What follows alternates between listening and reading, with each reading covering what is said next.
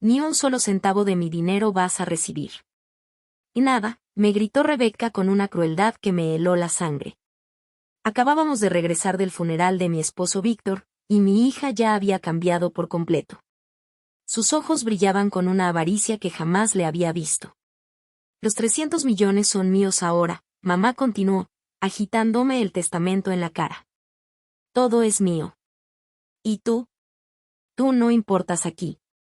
Solo habían pasado 12 horas desde que enterramos al amor de mi vida, y mi propia hija ya me estaba echando de la casa que construimos juntos durante más de 40 años de matrimonio.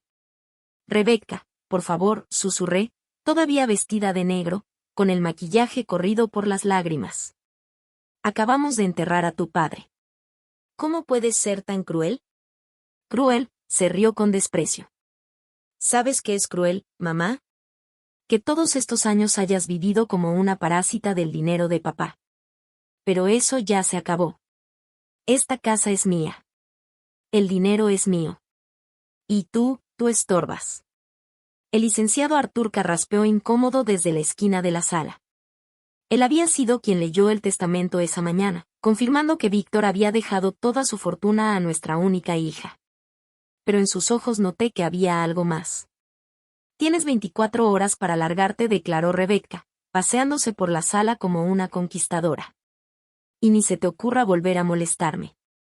Ya no eres mi responsabilidad. Durante 40 años viviste de papá, pero ahora vas a aprender lo que es trabajar de verdad. Mis manos temblaban, no de miedo, sino de una indignación que me ardía en el pecho como fuego. Esa era la niña que alguna vez cargué en mis brazos, a la que enseñé a caminar, la que consolé en cada pesadilla. Al menos leíste el testamento completo, murmuró de pronto Artur, y su tono hizo que Rebecca se detuviera en seco. ¿Qué se supone que significa eso?, soltó mi hija, fulminándolo con la mirada. Por primera vez desde la lectura del testamento, vi un destello de inseguridad en los ojos de Rebecca. Artur me lanzó una mirada, y supe de inmediato a qué se refería. Una sonrisa casi imperceptible se dibujó en mis labios al ver cómo el rostro de mi hija empezaba a palidecer. Nada importante, respondió el abogado. Pero la mueca en su rostro decía lo contrario.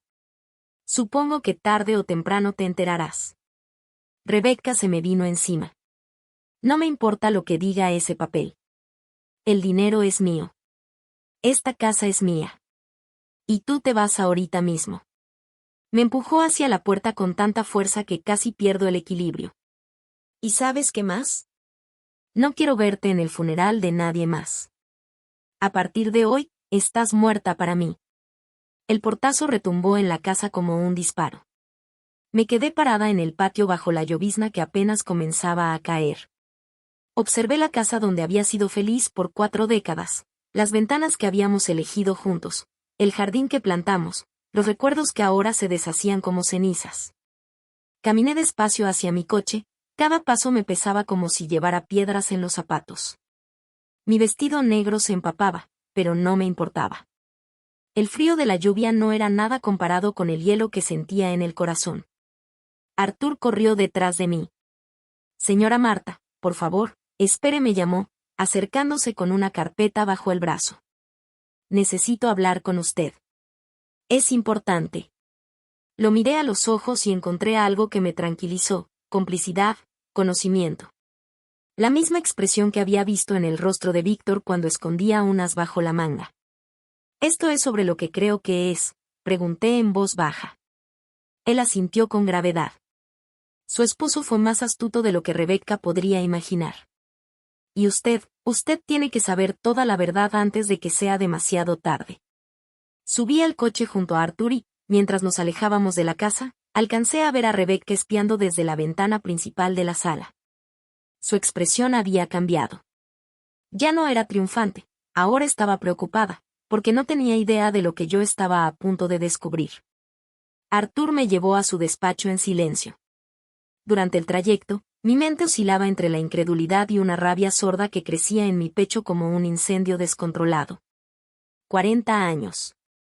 40 años de matrimonio con Víctor, de construir no solo una fortuna, sino también una familia.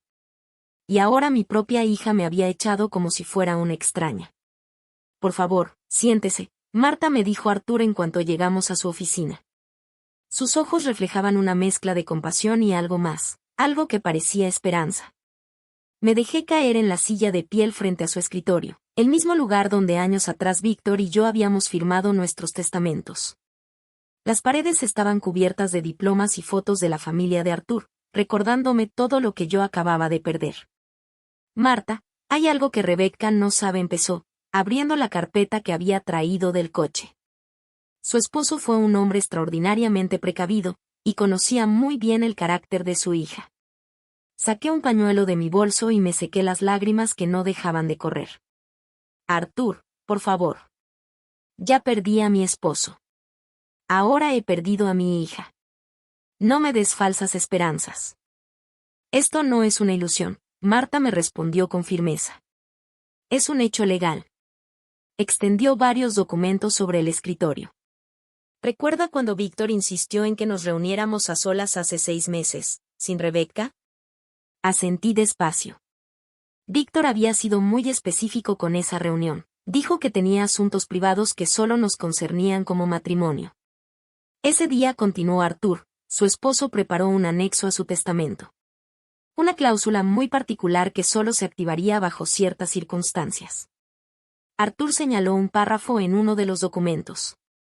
Si Rebecca demostraba una crueldad extrema hacia usted, especialmente durante el periodo de duelo, toda la herencia regresaría automáticamente a sus manos. Sentí que el corazón se me detenía por un instante. ¿Qué está diciendo? Estoy diciendo que su esposo sabía perfectamente qué clase de persona era su hija y se aseguró de protegerla, respondió Artur, esbozando por primera vez una sonrisa en todo el día.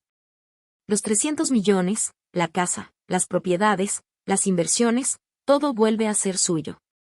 Siempre y cuando podamos probar que Rebecca cumplió con las condiciones de la cláusula. El sabor de mis lágrimas cambió. Ya no eran de tristeza, sino de una emoción difícil de nombrar. Alivio, quizá. ¿Justicia? ¿Y cómo probamos eso?, pregunté con la voz temblorosa. Artur sacó su teléfono y me lo mostró. En la pantalla se veía claramente una aplicación de grabación en funcionamiento. Grabé toda la conversación de esta tarde. Cada palabra cruel, cada insulto, cada momento en que la echó de la casa donde apenas velábamos a su esposo. Me cubrí el rostro con las manos y lloré, pero ahora lloraba de gratitud por Víctor, mi querido Víctor, que seguía cuidándome incluso desde más allá de la tumba. Hay más, continuó Artur. Su esposo dejó instrucciones muy específicas. Debe permitir que Rebecca crea que tiene el control por un tiempo. Que cometa errores. Que muestre su verdadero carácter ante el mundo. Solo entonces podremos activar la cláusula de manera definitiva. ¿Quiere decir que debo seguir fingiendo que estoy en la ruina? Exactamente. Su esposo conocía a su hija mejor que nadie. Él sabía que el poder la corrompería rápido y que yo necesitaría tiempo para decidir si realmente quería recuperar todo o si prefería darle a Rebecca una última oportunidad. Me levanté y caminé hacia la ventana. Afuera, la ciudad seguía con su ritmo normal, ajena al drama que estaba destrozando nuestras vidas. Pensé en Víctor, en cómo siempre iba 3 pasos adelante de todos en los negocios. Al parecer, también había estado 3 pasos adelante en proteger a su familia. ¿Qué debo hacer ahora?, pregunté sin voltear. Váyase a un hotel modesto. Actué como si de verdad lo hubiera perdido todo. Yo me encargaré de vigilar las acciones de Rebecca. Según las instrucciones de su esposo, ella mostrará pronto su verdadero rostro. ¿Y si no lo hace? ¿Y si en realidad cambió y todo esto fue solo una reacción a su dolor? Artur se acercó y puso una mano paternal sobre mi hombro. Marta, con todo respeto, usted y yo sabemos que eso no va a pasar. Rebecca ya mostró quién es en realidad hoy. Su esposo lo sabía, y por eso preparó todo esto. Tomé los documentos y los guardé con cuidado en mi bolso. ¿Cuánto tiempo tengo? La cláusula puede activarse en cualquier momento dentro de los próximos 6 meses. Pero su esposo sugirió esperar al menos 30 días, para ver con claridad el patrón completo del comportamiento de Rebecca. Salimos de la oficina cuando el sol ya se había ocultado. Arthur me llevó a un hotel discreto en el centro de la ciudad, un lugar que jamás habría considerado en mi vida anterior, pero que ahora se convertiría en mi hogar temporal. Una cosa más, Marta dijo antes de despedirse. Su esposo le dejó una carta, con instrucciones de entregársela solo después de que Rebecca mostrara su verdadero carácter. Sacó de su portafolio un sobre cerrado. Creo que ese momento ha llegado. Me quedé sola en esa pequeña y modesta habitación, con el sobre temblando entre mis manos. Al frente, escrito con la inconfundible letra de Víctor, se leía: para mi queridísima Marta, la mujer más fuerte que conozco. Mis manos temblaban mientras rompía el sello del sobre. La letra de Víctor era inconfundible, esa caligrafía elegante que había admirado durante 40 años de matrimonio. Me senté en la cama del hotel y, bajo la tenue luz de la lámpara del buró, comencé a leer la carta que mi esposo había escrito para este momento exacto. Mi queridísima Marta. Si estás leyendo esto, significa que Rebecca ya mostró su verdadero rostro y que mi plan se está desarrollando tal como lo esperaba. Perdóname por no haberte contado todo en vida, pero necesitaba que tu reacción fuera genuina para que ella creyera por completo en su victoria. Las lágrimas comenzaron a rodar por mis mejillas mientras seguía leyendo. En los últimos años he visto cómo nuestra hija se ha vuelto cada vez más ambiciosa y cruel.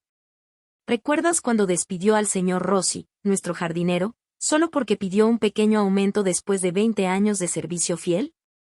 ¿O cuando se negó a ayudar a su prima Angélica cuando perdió su trabajo? He visto cómo trata al personal de la casa, cómo habla de la gente con menos dinero que nosotros. Hice una pausa y miré por la ventana de la habitación. Víctor, en efecto, había visto lo que yo me había negado a aceptar durante años. Nuestra hija se había convertido en alguien irreconocible. Pero hay algo más que debes saber, mi amor. Los 300 millones que aparecen en el testamento oficial no son toda nuestra fortuna. Existen cuentas adicionales, propiedades registradas a tu nombre, inversiones que solo tú y yo conocemos. El verdadero total de nuestro patrimonio es de 450 millones. Sentí que el corazón se me detenía.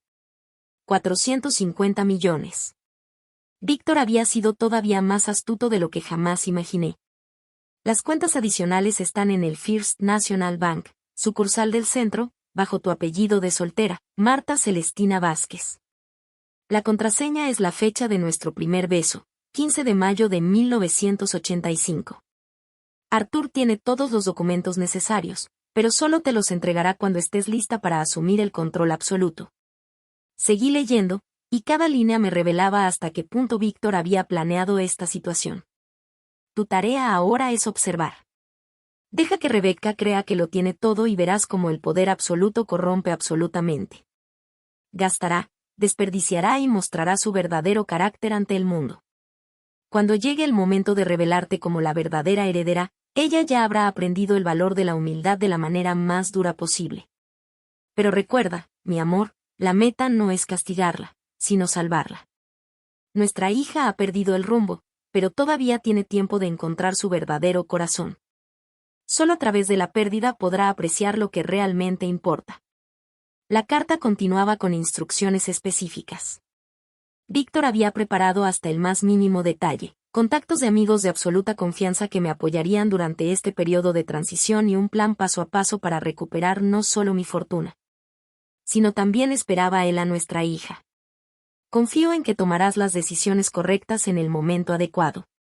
Eres la mujer más sabia y compasiva que conozco, y sé que encontrarás la manera de convertir esta tragedia en una oportunidad de crecimiento para toda nuestra familia. Al final de la carta había un postdata que me arrancó una sonrisa entre lágrimas. PD en el banco también encontrarás una sorpresa adicional. Nuestro viejo amigo Tobías ha estado manejando discretamente algunas inversiones tecnológicas que ni siquiera están incluidas en los cálculos principales. Digamos que nuestro patrimonio real podría ser aún mayor de lo que imaginas. Te amo eternamente. Víctor. Doblé con cuidado la carta y la guardé en mi bolso junto con los documentos legales. Mi mente comenzó a procesar toda esa información. Víctor no solo me había protegido en lo financiero, también había creado una oportunidad para darle a Rebecca una lección que quizá podría salvar su alma. Tomé el teléfono del hotel y marqué el número de Arthur. Marta, ¿Todo bien?, preguntó al contestar.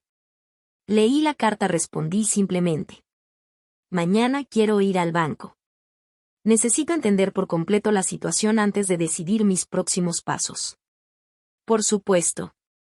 Pasaré por usted a las 9 de la mañana. Y, Marta, su esposo fue un hombre extraordinario. Lo que hizo por usted, por su familia, es el acto de amor más profundo que he visto en mis 30 años como abogado. Esa noche apenas dormí. No por ansiedad ni por tristeza, sino por una extraña sensación de expectativa.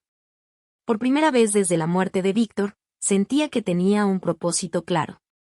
No se trataba de recuperar el dinero, sino de recuperar a mi hija. Al día siguiente, Artur llegó puntualmente al hotel. Durante el trayecto hacia el banco, me explicó más detalles de lo que Víctor le había confiado. Su esposo empezó a sospechar del cambio en Rebecca hace unos 2 años, me dijo mientras avanzábamos por las calles del centro. Fue entonces cuando comenzó a reestructurar discretamente parte de sus bienes. Quería asegurarse de que usted estuviera protegida, pasara lo que pasara. En el banco, la gerente personal, una mujer elegante llamada Daniele, nos recibió con la formalidad que correspondía a cuentas de ese tamaño. Señora Marta, lamento mucho su pérdida, me dijo mientras me conducía a una oficina privada. Su esposo era un cliente muy respetado aquí. Y permítame decirle que las disposiciones que dejó para protegerla son extraordinariamente inteligentes. Durante las siguientes 2 horas, Daniele me explicó la verdadera magnitud del patrimonio que Víctor había construido, las inversiones adicionales, las propiedades en el extranjero, los fondos mutuos que habían crecido en silencio durante años. La cifra actual, considerando las fluctuaciones del mercado desde el fallecimiento del señor Víctor, asciende a $462 millones, me informó finalmente. Me recargué en la silla, abrumada no solo por la grandeza de lo que había logrado Víctor, sino también por la complejidad del plan que diseñó para proteger a su familia. ¿Y qué pasa con las cuentas que Rebecca conoce?, pregunté. Esas cuentas sí existen y contienen los 300 millones mencionados en el testamento oficial. Sin embargo, están sujetas a las cláusulas que el señor Artur ya le explicó. Si esas cláusulas se activan, esos fondos también pasarán automáticamente a usted. Salimos del banco con una perspectiva distinta. Ya no era una viuda indefensa que lo había perdido todo. Era una mujer con los recursos suficientes para cambiar el rumbo de esta historia según mis propias decisiones. Pero antes, necesitaba ver hasta dónde estaba dispuesta a llegar Rebecca en su nuevo papel de millonaria. Sin saber que cada movimiento suyo estaba siendo observado por alguien que tenía mucho más poder del que ella podía imaginar. Durante las siguientes 2 semanas, me convertí en una observadora silenciosa de la transformación de mi hija. Desde mi modesta habitación de hotel, y con la ayuda discreta de Artur, fui testigo de cómo Rebecca empezaba a mostrarle su verdadero rostro al mundo. La primera señal llegó apenas 3 días después de haberme echado de la casa. Artur me llamó con un informe que me heló la sangre. Marta, despidió a todo el personal de la casa, dijo con voz grave. María, quien había sido nuestra cocinera por 15 años. Elena, la encargada de la casa, la misma que prácticamente vio crecer a Rebecca. Todas. Les dio una semana de liquidación y las dejó ir sin más explicación que un simple, ya no las necesito. María llamó a Artur entre lágrimas, preguntando si había hecho algo mal. Aquella mujer había preparado miles de comidas para nuestra familia, había cuidado de Rebecca cuando era niña, había sido como una segunda madre para ella. ¿Y qué razón les dio?, pregunté, aunque en el fondo ya temía la respuesta. Según María, mi hija le dijo que personas como ella ya no tenían lugar en su nueva vida, que iba a contratar personal más sofisticado, más acorde con su nuevo nivel económico. Cerré los ojos y sentí un dolor punzante en el pecho. Víctor había tenido razón. El dinero estaba sacando a la luz la verdadera naturaleza de nuestra hija, y no era nada bonito. Pero eso apenas era el comienzo. Una semana después, Artur me mostró unas fotografías que un investigador privado contratado por instrucciones de Víctor había tomado. Las imágenes mostraban a Rebecca saliendo de boutiques de lujo con bolsas cuyo valor superaba el salario anual de nuestras antiguas empleadas. Gastó $150,000 en un solo día, me informó Artur mientras revisábamos los recibos que había obtenido legalmente. Ropa, joyas, zapatos, cosas que no necesita, solo porque puede comprarlas. Lo que más me dolió fue una de las fotos donde aparecía riendo con sus nuevas amigas, esas mujeres superficiales que solo habían surgido después de enterarse de su herencia. En la foto, Rebecca llevaba puesto un vestido dorado que costaba más que el coche de María, mientras brindaba con champaña de una botella de $1000. Hay más, continuó Arthur, con el gesto aún más serio. Ayer fue al club campestre donde usted y su esposo fueron socios por 20 años. Canceló su membresía y pidió que la borraran de todos los registros. ¿Qué?, susurré, sintiendo como si me hubieran dado un golpe en el estómago. Le dijo al gerente que usted ya no era relevante y que no quería su nombre asociado al de ella en ningún lado. Me senté en la cama del hotel y lloré. No por la membresía del club, sino por la crueldad calculada detrás de sus actos. Rebecca no solo estaba disfrutando de su nueva riqueza. Estaba borrando mi existencia de su vida a propósito. Esa misma tarde recibí una llamada que jamás hubiera esperado. Era el señor Rossi, nuestro antiguo jardinero, aquel que Rebecca había despedido años atrás por atreverse a pedir un aumento. Señora Marta, perdone que la moleste en un momento tan difícil, me dijo con su voz siempre amable, pero necesito contarle algo que pasó ayer. El señor Rossi me explicó que había ido a la casa para darme el pésame por la muerte de Víctor, pero Rebecca lo recibió con una frialdad que lo dejó sin palabras. Me dijo que gente como yo no tenía derecho a estar en esa casa. Me gritó que me largara y que no volviera nunca más, que los pobres no podíamos contaminar su nueva vida, relató, con la voz quebrándose. Señora Marta, ese hombre fue como un padre para mí durante 20 años. Yo cuidé esos jardines como si fueran míos. Y ella me trató como si fuera basura.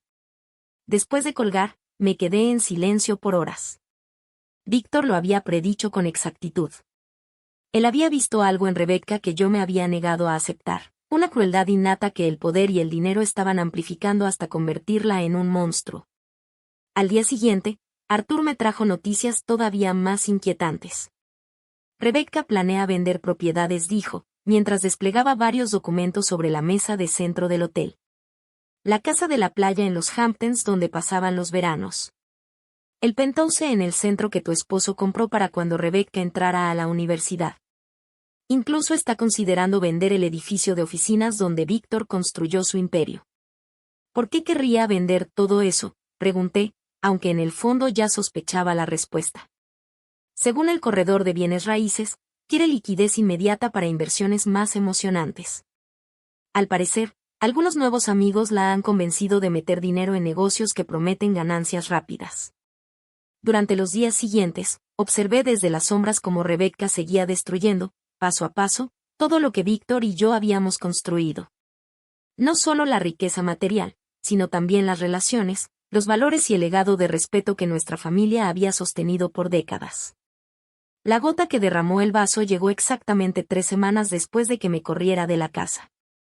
Arthur me llamó a las 6 de la mañana, algo que solo haría en caso de una emergencia. Marta, tienes que venir a mi oficina de inmediato, dijo con voz urgente. Rebecca hizo algo que lo cambia todo.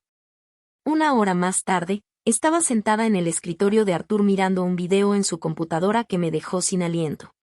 En la grabación tomada por las cámaras de seguridad del club, se veía a Rebecca llegando al evento benéfico que Víctor y yo habíamos organizado cada año durante la última década. Ese año el evento continuaba en memoria de Víctor, y Rebecca estaba invitada a hacer una donación simbólica para mantener la tradición familiar. Pero lo que vimos fue muy distinto. Entró con una actitud arrogante, vestida como reina, e interrumpió la gala para anunciar que cancelaba todas las donaciones que nuestra familia había prometido. Mi padre está muerto, se le escuchó decir frente a una audiencia horrorizada. Y con él murieron sus estúpidas obras de caridad. Este dinero tiene mejores usos que desperdiciarse en gente que no sabe apreciarlo.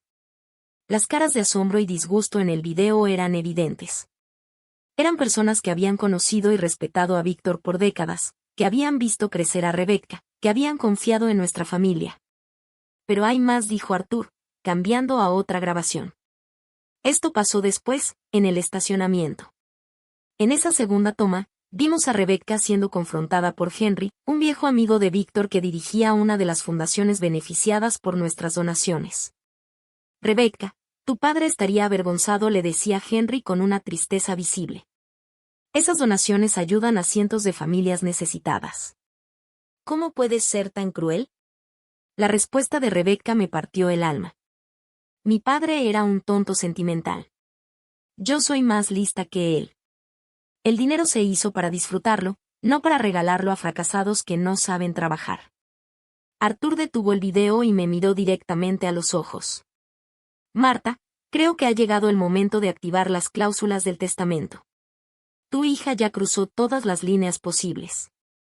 Pero yo tenía otros planes. Víctor no solo me había dejado las herramientas legales para recuperar todo, sino también la sabiduría para entender que esto no se trataba únicamente de dinero. Era, sobre todo, de salvar el alma de nuestra hija antes de que fuera demasiado tarde. Todavía no, Arthur, le dije con una determinación que no había sentido en semanas.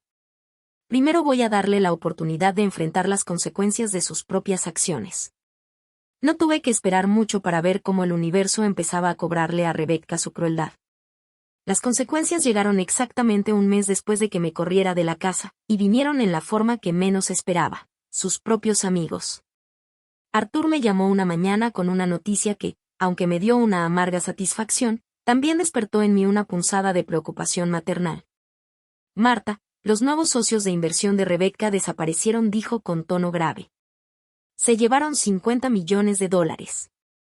Me dejé caer lentamente en la silla de mi cuarto de hotel, tratando de procesar la información. 50 millones. Una sexta parte de la herencia que Rebecca creía controlar por completo. ¿Cómo pasó?, pregunté, aunque en el fondo ya lo sabía. Víctor siempre decía que los estafadores podían oler la avaricia y la inexperiencia a kilómetros de distancia. Según el investigador privado que todavía sigue sus pasos, Rebecca conoció a esos supuestos empresarios en una fiesta exclusiva hace 3 semanas. Le prometieron duplicar su inversión en 6 meses con un negocio de importación de arte europeo. Arthur me mandó los detalles por mensaje mientras hablábamos, los nombres de los estafadores, sus alias, las cuentas falsas que habían usado. Todo era una operación bien planeada, diseñada para cazar herederos recién ricos como Rebecca. Lo peor, continuó Arthur, es que firmó los papeles sin consultarme. Al parecer, les dijo que ya no necesitaba abogados porque confiaba en sus instintos para los negocios. Esa tarde recibí una llamada que jamás pensé que llegaría. Era Rebecca. Su voz sonaba distinta, más pequeña, asustada. Mamá, susurró. Y por un instante volvió a sonar como la niña que yo solía consolar cuando tenía pesadillas. Hola, Rebecca, respondí con calma, preparándome mentalmente para lo que vendría. Yo, necesito hablar contigo. ¿Podríamos vernos? ¿Dónde quieres que nos encontremos?, pregunté, notando cómo evitaba mencionar la casa. Nuestra casa. ¿Podrías venir a la casa? Por favor. 30 minutos después estaba de pie frente a la puerta del hogar donde había sido feliz durante 40 años. Rebecca la abrió de inmediato, como si hubiera estado esperando junto a la ventana. Se veía destrozada. Su peinado impecable era ahora un desastre, su maquillaje estaba corrido, y traía puesto el mismo vestido verde del día anterior. Pasa, por favor, dijo, evitando mirarme a los ojos. La casa era irreconocible. Los muebles que Víctor y yo habíamos elegido juntos habían sido reemplazados por piezas modernas y frías. Las fotografías familiares habían desaparecido, sustituidas por cuadros abstractos y carísimos, pero sin alma. Incluso el olor era distinto, como si hubieran borrado hasta los recuerdos del aire. ¿Qué pasó, Rebecca?, pregunté, aunque en el fondo ya sabía la respuesta. Ella se dejó caer en el nuevo sofá y comenzó a llorar. Me estafaron, mamá. Perdí $50 millones. Esos hombres en los que confié, se fueron con todo. Me senté a su lado, luchando contra el impulso maternal de consolarla de inmediato. Esta era la elección que Víctor había previsto, y sabía que tenía que dejar que surtiera todo su efecto. ¿Y ahora qué vas a hacer?, le pregunté con suavidad. No lo sé. Los abogados con los que hablé dicen que es casi imposible recuperar el dinero. Los estafadores usaron identidades falsas y cuentas en paraísos fiscales. Arthur se negó a ayudarme cuando le pedí que tomara el caso. Por supuesto que Arthur se había negado. Él sabía perfectamente que todo esto era parte del plan de Víctor para que Rebecca entendiera las consecuencias de sus actos. «Rebecca, ¿por qué me llamaste?», le pregunté directamente. Ella levantó la mirada, y por primera vez en meses vi en sus ojos algo parecido a la humildad. ¿Por qué? Porque me di cuenta de que no tengo a nadie más. Todos esos amigos que creí tener desaparecieron en cuanto supieron lo del dinero perdido.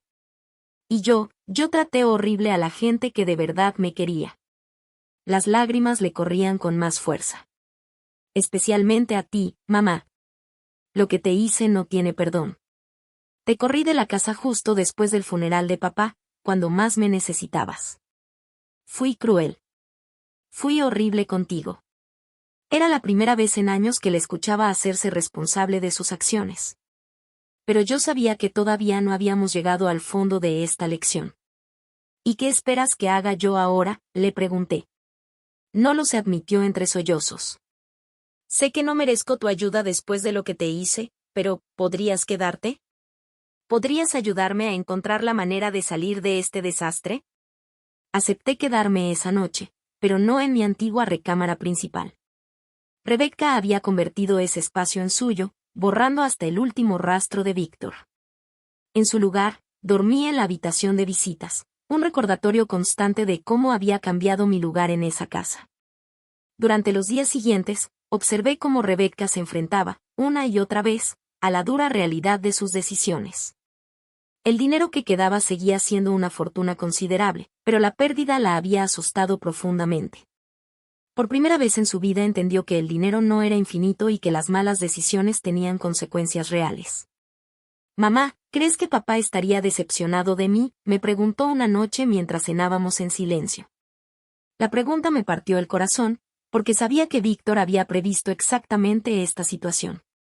Había amado tanto a su hija que fue capaz de permitirle cometer errores dolorosos y eso significaba que aprendería lecciones fundamentales. Tu papá te amaba profundamente, Rebecca, pero también valoraba la honestidad, la compasión y la responsabilidad. ¿Tú qué piensas? Ella bajó la mirada. Creo que estaría muy decepcionado. No solo por el dinero perdido, sino por cómo traté a la gente. A ti, a María, al señor Rossi, a todos los que nos quisieron durante años. ¿Y qué piensas hacer al respecto?, le pregunté. No sé si haya algo que pueda hacer. Hay cosas que no se pueden deshacer, ¿verdad? Esa pregunta me mostró que al fin empezaba a comprender la gravedad de sus actos. Pero la prueba más importante todavía estaba por llegar. 3 días después, estalló la segunda crisis. Arthur me llamó temprano en la mañana con una noticia que yo sabía que tarde o temprano llegaría. Marta, el banco está pidiendo auditorías de todas las cuentas de la herencia. Al parecer, alguien reportó movimientos sospechosos después de la estafa. ¿Qué significa eso?, pregunté. Significa que van a congelar temporalmente todos los activos mientras investigan. Rebecca quedará prácticamente sin acceso a su dinero por lo menos 2 meses. Colgué el teléfono y subí a decírselo a Rebecca. Su reacción me dijo todo lo que necesitaba saber sobre si de verdad había aprendido algo de esta experiencia. Permaneció en silencio durante varios minutos, procesando la noticia. Para mi sorpresa, sus primeras palabras no fueron de pánico ni de desesperación. Supongo que esto es lo que me merezco, dijo con voz tranquila. Después de todo lo que hice, después de cómo traté a todos, tal vez ya era hora de aprender a vivir como una persona normal. Esa respuesta me dio esperanza. Pero sabía que la verdadera prueba vendría en las semanas siguientes, cuando tuviera que enfrentar las consecuencias de sus actos sin la red de seguridad de su herencia. Los siguientes 2 meses fueron los más reveladores de la vida de mi hija. Con sus cuentas congeladas y solo el efectivo que tenía a la mano, Rebecca se vio obligada a enfrentar una realidad que jamás había experimentado, la limitación económica. Al principio intentó mantener su estilo de vida extravagante con las tarjetas de crédito y las joyas que había comprado. Pero cuando las cuentas empezaron a acumularse y los pagos vencieron, la realidad le cayó como un balde de agua fría. «Mamá, no entiendo cómo funciona esto», me dijo una mañana, sentada en la mesa de la cocina con un montón de facturas frente a ella. «Estos números no cuadran». Los gastos mensuales de la casa son más altos que cualquier sueldo normal. Era la primera vez en su vida que veía las cuentas reales de lo que costaba mantener nuestro estilo de vida. Víctor y yo siempre nos habíamos encargado de todo, protegiéndola de cualquier responsabilidad financiera hasta el punto de convertirla en una adulta que no conocía el precio real de nada. ¿Cuánto crees que cuesta mantener esta casa al mes?, le pregunté, genuinamente curiosa de saber si tenía alguna noción de la realidad. No sé, $5,000, respondió con inseguridad. 22,000, le dije, mostrándole las facturas de servicios, mantenimiento, seguros y el personal de limpieza que había contratado después de despedir a nuestros empleados de toda la vida. Su rostro se puso pálido.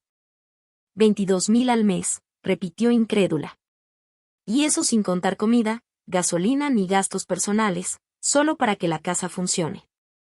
Fue en ese momento cuando realmente empezó a comprender la magnitud de su situación. Sin acceso a las cuentas principales y con los gastos fijos que ella misma había creado, el dinero se le estaba acabando rápido. ¿Qué voy a hacer?, murmuró. Y por primera vez desde que era niña, vi un verdadero miedo en sus ojos. Bueno, le dije con calma, podrías empezar por buscar trabajo. Soltó una risa amarga. ¿Un trabajo? Mamá. No sé hacer nada. Nunca he trabajado un solo día en mi vida. ¿Quién me va a contratar? Era una pregunta válida y dolorosa. Rebecca tenía 35 años, un título universitario que jamás había usado y absolutamente ninguna experiencia laboral. Víctor y yo habíamos creído que la protegíamos dándole todo lo que necesitaba, pero en realidad la habíamos dejado completamente indefensa frente al mundo real. Durante la siguiente semana, la observé intentar encontrar empleo. Sus primeros intentos fueron patéticos y reveladores. Se postuló para puestos directivos en empresas prestigiosas, convencida de que su apellido y su educación serían suficientes. Me dijeron que necesito experiencia, me confesó después de su quinta entrevista fallida. ¿Cómo se supone que consiga experiencia si nadie me da una oportunidad? Quizá deberías empezar con algo más básico, le sugerí. Un lugar donde puedas aprender mientras trabajas. Su orgullo se resistió al principio. La idea de trabajar en ventas o atención al cliente le parecía humillante. Pero cuando llegó el segundo aviso de pago vencido de la luz y el banco amenazó con cortarle el servicio, su perspectiva empezó a cambiar. Al final, después de 3 semanas de búsqueda, consiguió un empleo de medio tiempo en una boutique de ropa. El sueldo era de $1,200 al mes, una cantidad que antes se gastaba en una sola tarde de compras. Es humillante, mamá me dijo después de su primer día. El gerente es 20 años más joven que yo y me trata como si fuera una tonta. Y los clientes, algunos son tan groseros. ¿Y cómo te sientes trabajando?, le pregunté, evitando comentar la ironía de que ahora estaba viviendo el mismo trato que ella les había dado a otros durante años. Cansada, admitió. Me duelen los pies, la espalda, y no entiendo cómo hay gente que hace esto todos los días durante décadas. Pero algo interesante empezó a suceder después de la segunda semana. Rebecca comenzó a hablar de manera diferente sobre su trabajo y sobre la gente que conocía ahí. Hay una mujer, Daniele, que trabaja en el turno de la mañana, me contó una noche. Tiene 3 hijos y mantiene a su mamá enferma con 2 trabajos. Nunca se queja. Nunca llega tarde. Y siempre está sonriendo. No entiendo cómo lo hace. ¿Has platicado con ella? Un poco. Me dijo que lleva 12 años trabajando ahí. Empezó cuando se divorció y tuvo que mantener a sus hijos sola. Rebecca hizo una pausa, como si estuviera procesando algo muy profundo. Mamá, yo me la pasé quejándome por haber perdido 50 millones, pero ella probablemente nunca ha visto ni 50,000 juntos en su vida. Y aún así, es mucho más fuerte que yo. Era la primera vez que escuchaba a Rebecca expresar una admiración genuina por alguien que no tenía dinero ni estatus social. Víctor se habría sentido orgulloso de ese pequeño paso hacia la verdadera empatía. El punto de quiebre llegó un mes después, cuando Rebecca presenció algo que cambió su perspectiva de manera radical. Mamá, hoy pasó algo horrible en el trabajo, me dijo esa noche, visiblemente alterada. Daniele recibió una llamada del hospital.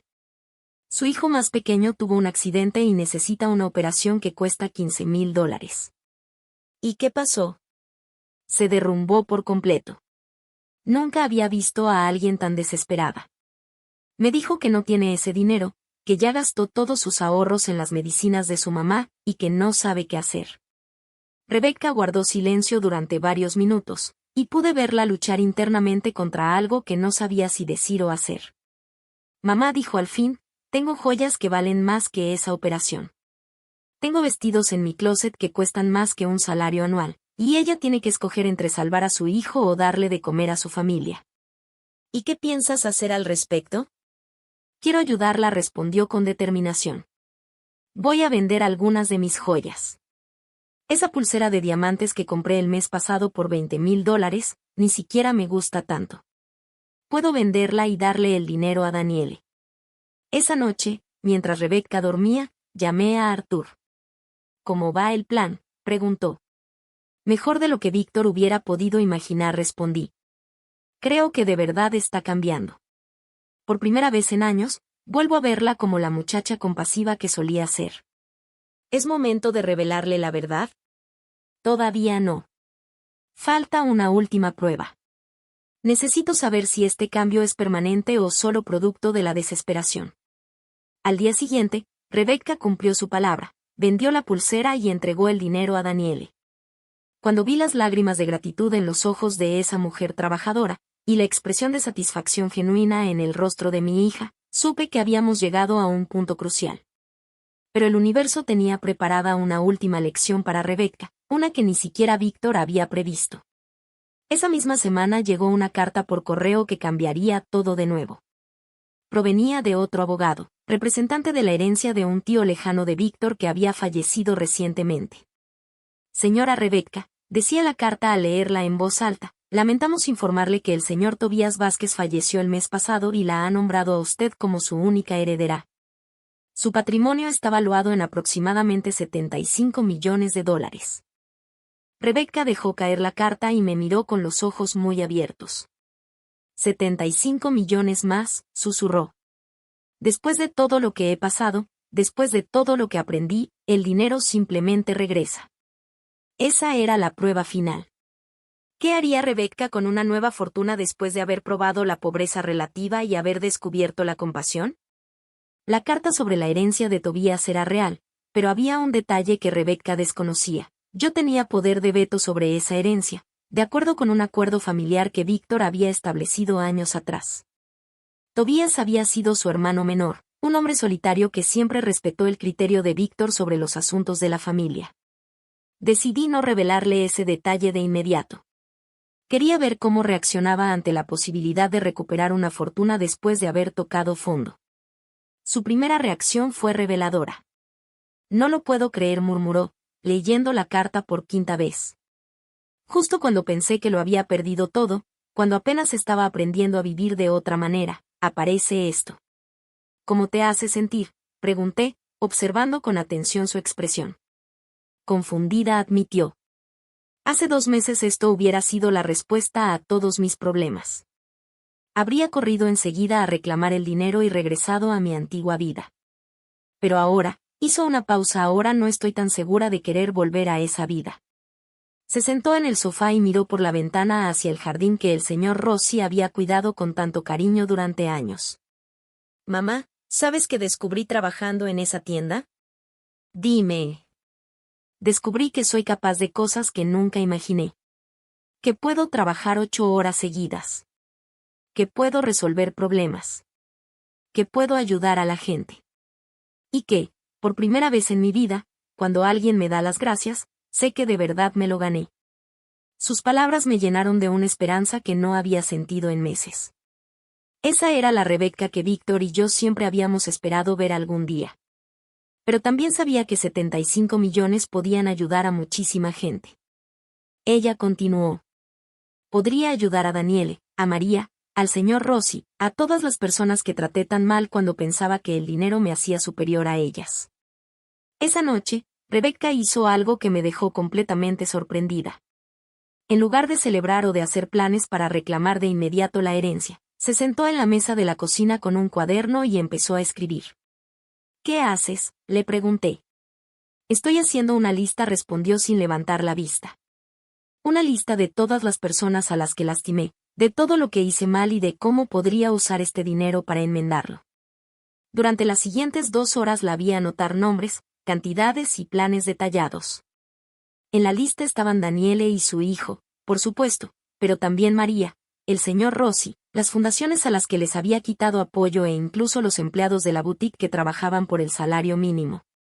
Mamá, ¿te puedo preguntar algo?, me dijo cuando terminó de escribir. Claro.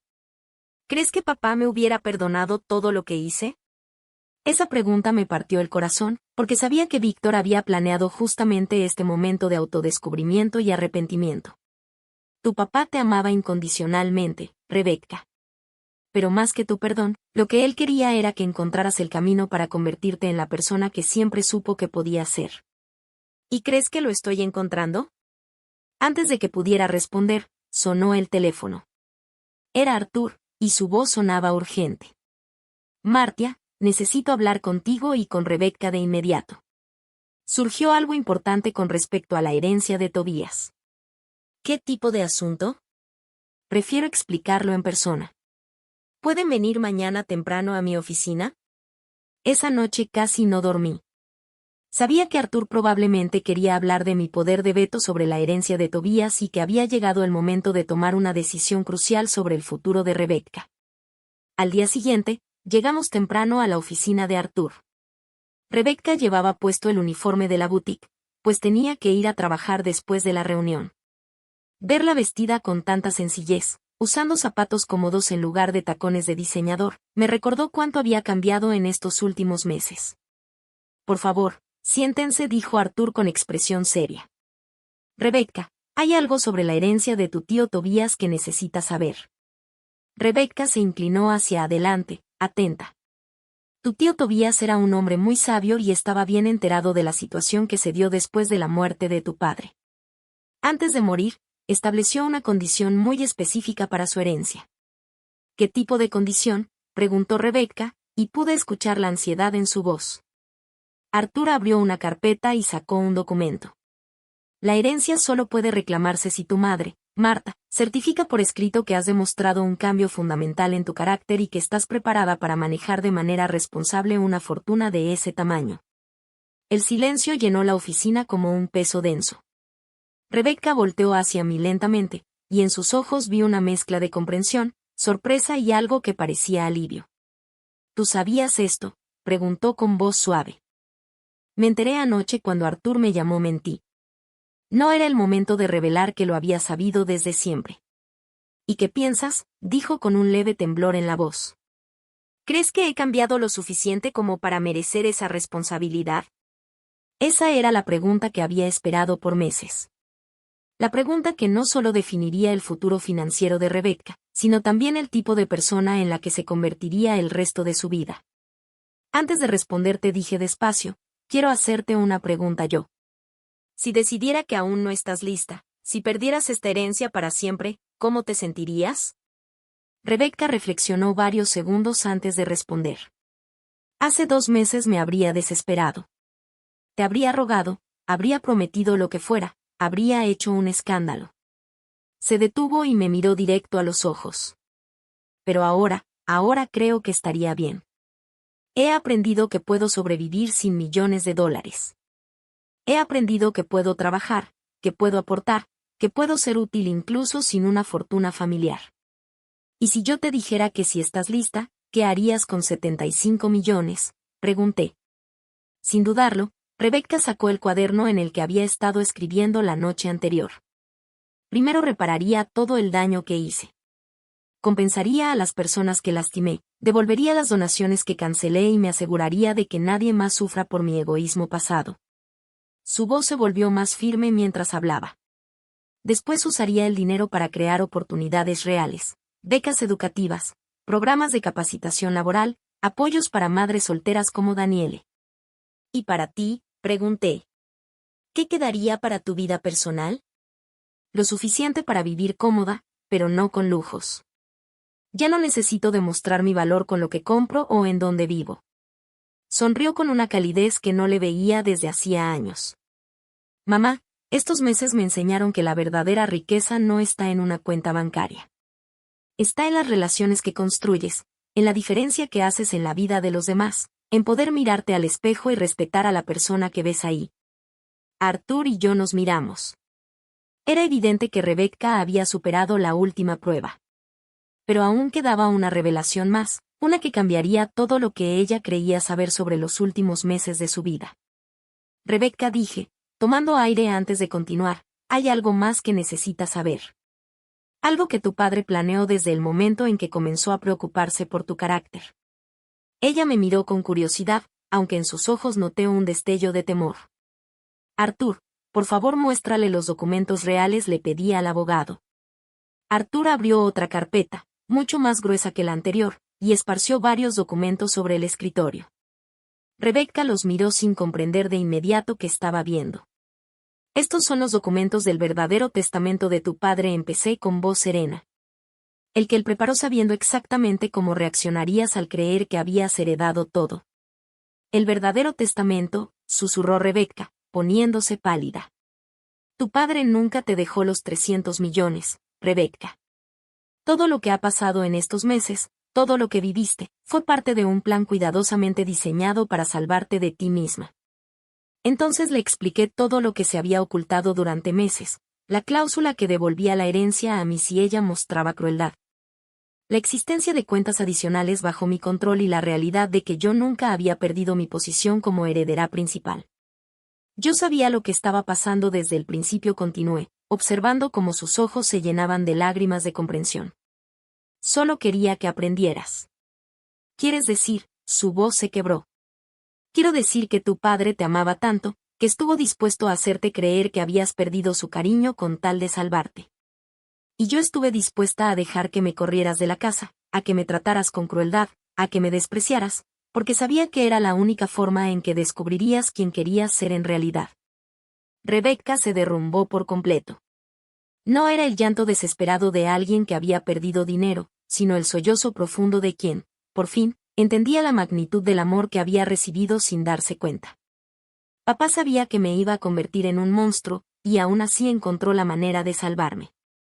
Y tú soportaste todo mi veneno, sabiendo que podías detenerme en cualquier momento. Tu padre escribió en su carta que la meta nunca fue castigarte, sino salvarte. Y yo estaba dispuesta a soportar lo que fuera con tal de recuperar a mi hija. Arthur nos ofreció una caja de pañuelos y esperó en silencio mientras Rebecca procesaba toda la verdad. Entonces, ¿los 50 millones que perdí con los estafadores?, preguntó entre sollozos. Eso fue real, respondió Arthur. Esa parte no estaba planeada. Tu padre había puesto esa cantidad en cuentas a las que sí tenías acceso, esperando que cometieras errores financieros que te dejaran lecciones valiosas. Los estafadores simplemente aceleraron ese proceso. Y la herencia del tío Tobías también es real, le aclaré. Pero, como ya sabes, estaba condicionada a mi aprobación.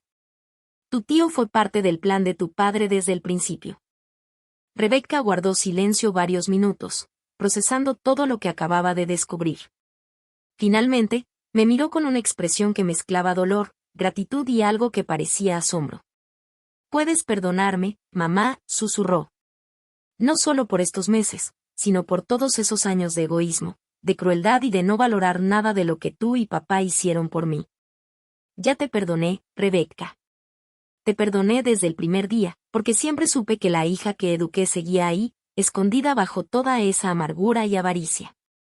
¿Y ahora qué?, preguntó. ¿Qué va a pasar con todo el dinero, con la herencia verdadera?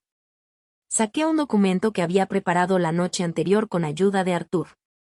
He decidido dividir todo en partes iguales entre nosotras, le expliqué. Pero con condiciones muy claras, tu parte estará en un fideicomiso que administraremos juntas. Cada decisión importante deberá tomarse en conjunto, y una parte significativa tendrá que destinarse a obras de caridad y a reparar el daño que causaste. Si no aceptas estas condiciones, recibirás una suma fija para vivir cómodamente, pero no tendrás acceso a la fortuna principal. La decisión es tuya. Rebecca no dudó ni un instante. Aceptó. Acepto todas las condiciones. Se levantó de su silla y caminó hacia la ventana. Mamá, En estos meses aprendí algo que antes nunca entendí. El dinero solo tiene valor si sabes usarlo para hacer el bien. Sin esa sabiduría, no es más que papel que pudre el alma. ¿Y tu trabajo en la boutique?, pregunté. Voy a seguir trabajando ahí, respondió con determinación. Al menos por un tiempo más. Daniele y las demás mujeres se han convertido en mis verdaderas amigas, no como esos parásitos que antes me rodeaban. Además, me gusta la sensación de ganar mi propio sueldo, aunque sea pequeño. Arthur comenzó a preparar los documentos oficiales mientras Rebecca y yo platicábamos sobre los pasos a seguir. Pero había una conversación pendiente. Rebecca, necesito preguntarte algo, y quiero que seas completamente honesta conmigo. Claro, mamá. ¿Todo esto? ¿Este cambio de actitud o lo haces porque realmente cambiaste o porque sabes que yo controlo el dinero? Era la pregunta más importante, la que decidiría si todo lo vivido había valido la pena. Rebecca se tomó su tiempo antes de contestar. Hace 2 horas, cuando todavía creía que dependía de tu aprobación para recibir la herencia del tío Tobías, yo ya había decidido que, aunque me la negaras, seguiría intentando ser una mejor persona. No por el dinero, sino porque por fin me gusta la persona en la que estoy empezando a convertirme. Se acercó y tomó mis manos entre las suyas. Mamá, estos meses de trabajo, de dificultades, de convivir con gente de verdad y con problemas de verdad, me enseñaron algo que 35 años de privilegios jamás pudieron. Que la verdadera riqueza está en las relaciones que construyes y en el bien que haces en el mundo. El dinero solo es una herramienta para lograrlo. ¿Y estás segura de que no volverás a ser la persona que eras antes?, pregunté con cautela. No puedo prometerte que nunca cometeré errores, admitió con honestidad. Pero lo que sí puedo prometer, dijo Rebecca con firmeza, es que jamás olvidaré las lecciones que aprendí en estos meses. Y si algún día empiezo a desviarme otra vez, espero que tú me detengas. Esa tarde firmamos todos los documentos necesarios. Rebecca se convirtió oficialmente en copropietaria de una fortuna que ahora superaba los $500 millones, incluyendo la herencia de Tobías y las inversiones que habían crecido durante los meses de crisis.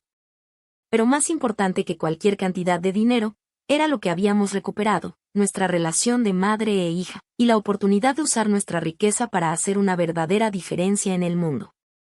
Al salir de la oficina de Arthur, Rebecca me sorprendió con una petición inesperada. Mamá, ¿podemos ir a visitar al señor Rossi? Quiero disculparme en persona y ofrecerle no solo recuperar su trabajo, sino también la oportunidad de ampliar los jardines y quizá iniciar un programa de capacitación para otros jardineros. Mientras caminábamos hacia el auto, reflexioné sobre el milagro que acababa de presenciar.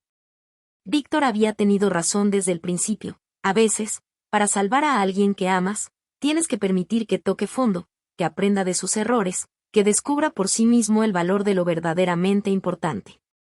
Pero aún quedaba una última sorpresa, algo que ni siquiera Víctor había previsto, y que cambiaría por completo nuestra perspectiva de toda esta experiencia. 3 meses después de nuestra reconciliación, mientras organizábamos la primera reunión anual de la fundación que habíamos creado en memoria de Víctor, llegó una carta que marcaría un antes y un después. Era de un notario en Nueva York, informándonos sobre una caja de seguridad que Víctor había mantenido en secreto durante años. La caja solo podía abrirse después de cumplir ciertas condiciones muy específicas, que Rebecca hubiera trabajado por su propio dinero al menos 3 meses, que hubiera ayudado genuinamente a alguien necesitado, y que madre e hija hubiéramos firmado documentos oficiales de reconciliación. Papá de verdad pensó en todo, murmuró Rebecca mientras leíamos la carta juntas. Incluso tenía planes para después de que aprendiéramos las lecciones. Viajamos a Nueva York esa misma semana. En el banco, un empleado nos condujo a una bóveda subterránea donde nos esperaba una caja metálica de tamaño mediano. Al abrirla, encontramos algo que ninguna de las dos esperaba.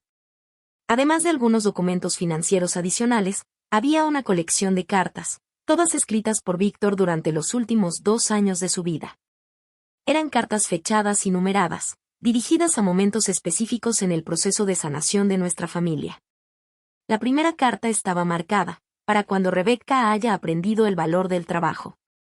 Mi queridísima hija, leyó Rebecca en voz alta, con lágrimas corriendo por sus mejillas. Si estás leyendo esto, significa que descubriste algo que yo siempre supe que estaba dentro de ti, la capacidad de ser fuerte, independiente y compasiva. El trabajo no es un castigo. Es un regalo que te conecta con tu propia capacidad y dignidad. La segunda carta estaba dirigida a mí. Para Marta, la mujer más valiente que conozco, mi amor eterno, leí con voz temblorosa. Gracias por ser fuerte cuando yo no pude serlo. Gracias por amar lo suficiente a nuestra hija como para dejarla cometer errores dolorosos. Sé que estos meses han sido los más difíciles de tu vida. Pero también sé que eres la única persona en el mundo capaz de guiar a Rebecca de regreso a su verdadero corazón. Pero la carta que más nos conmovió fue la última. Estaba marcada, para cuando madre e hija vuelvan a ser verdaderamente familia. Mis dos amores empezaba. Si están leyendo esto juntas, significa que el milagro que tanto esperé realmente sucedió. Rebecca, descubriste que la verdadera riqueza no está en lo que posees, sino en lo que compartes. Marta, una vez más demostraste que el amor verdadero a veces exige el mayor de los sacrificios, soltar para poder recuperar. Pero hay algo más que deben saber. La carta continuaba, revelando algo que Víctor había mantenido en secreto, incluso de Arthur, hasta ese momento. Durante los últimos 5 años he estado donando en silencio millones de dólares a organizaciones de caridad en todo el mundo. No lo hice a través de la fundación familiar porque quería que fuera completamente anónimo. Rebecca y yo nos miramos con asombro mientras seguí leyendo. He pagado en secreto la universidad de más de 500 estudiantes de bajos recursos. He financiado 3 hospitales en zonas rurales de México y Colombia. He creado fondos para madres solteras, programas de nutrición infantil y refugios para víctimas de violencia doméstica. Hice todo esto sin decirles nada porque quería asegurarme de que, cuando llegara el momento de que ustedes tomaran control de nuestra fortuna, lo hicieran por las razones correctas. La carta explicaba que Víctor había donado casi 100 millones de dólares en esos años, pero había estructurado las aportaciones de tal manera que continuarían automáticamente después de su muerte. Siempre y cuando demostráramos estar listas para continuar con su legado. El verdadero valor de nuestro patrimonio familiar, incluyendo las donaciones programadas y los compromisos futuros, es de 650 millones de dólares, revelaba la carta. Pero viene acompañado de la mayor responsabilidad que puedan imaginar, usar esta riqueza para transformar vidas, no solo para vivir cómodamente. Al final de la carta había instrucciones específicas sobre cómo continuar con los programas de beneficencia que Víctor había establecido. Contactos de las organizaciones que habían recibido sus donaciones anónimas y un plan detallado para expandir esos esfuerzos durante los próximos 20 años. PD terminaba la carta.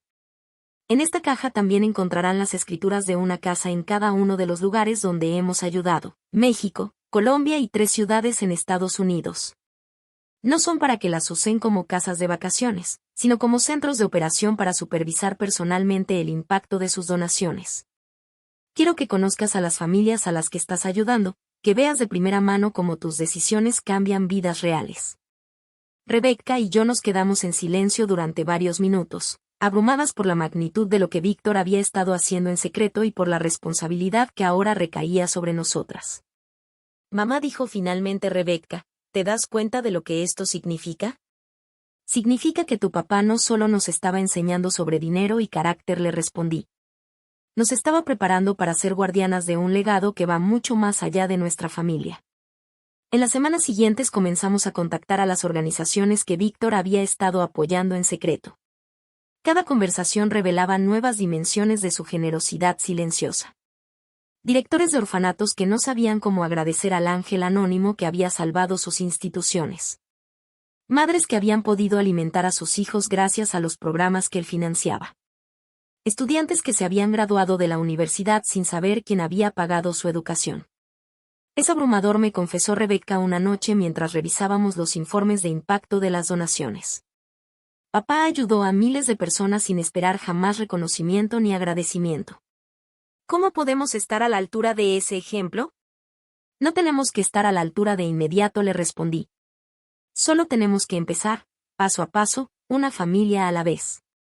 Decidimos comenzar visitando los centros que Víctor había establecido.